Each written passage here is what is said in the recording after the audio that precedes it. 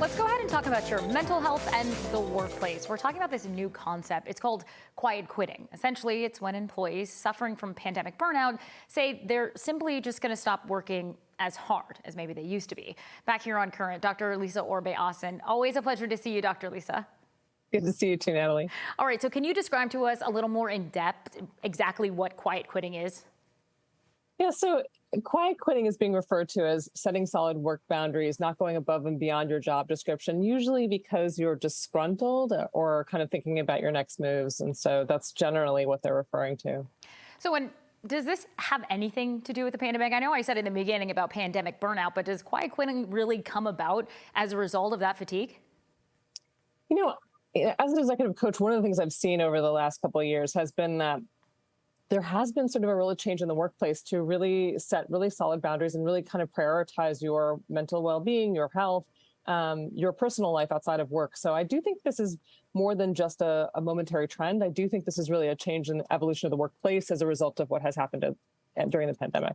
Now, Dr. Lewis, if you find yourself, you're looking at this or listening to this segment and thinking, wow, that is me. Do you have any tips for people who feel like they really are suffering from quiet quitting?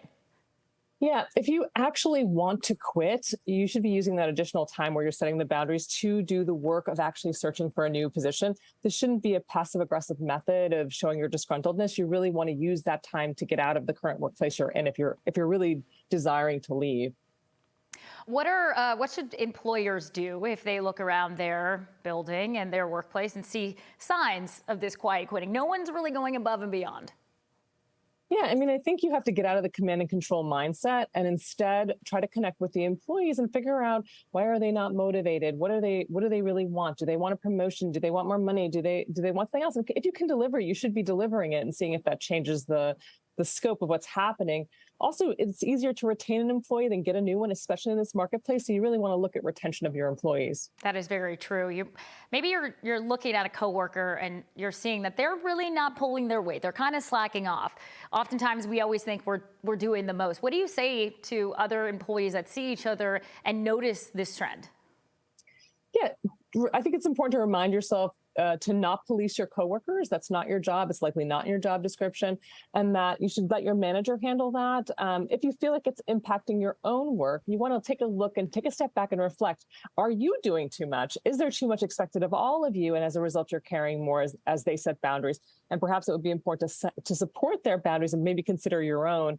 I think it's really important to understand, like, if you're lacking headcount, it's not your fellow employees' problem. It's management's problem. It's in your leadership's problem. And you don't want to blame them for something that is really not their fault.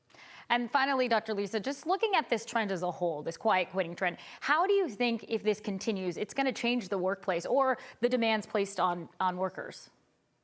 I mean, I think we really have to learn how to right-size jobs in America and really make sure that jobs really fit what is expected of somebody, what they're being compensated for, and really allow people to set good boundaries in the workplace and not consider a loyalty, overworking, doing more than one job kind of acceptable and normative. I think we do have to move away from that kind of conditioning.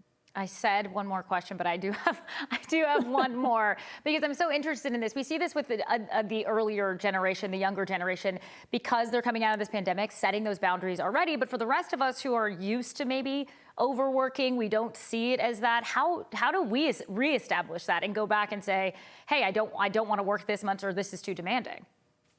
Yeah, I think sometimes, older generations have a hard time learning from newer generations and feel like their way of doing things is correct. I mean, there might be something worth learning from this younger generation and really starting to look at and recalibrate our own ways of working and showing up in the workplace. Maybe they aren't so healthy, and maybe even though we've been doing them forever, they're not so great for us or our families or our personal life. And we need to kind of take a look, to step back to see if we should make some changes ourselves. All right, Dr. Lisa, I am actually this time done. Thank you for your time today. We'll see you again next week. You're so welcome. See you next week.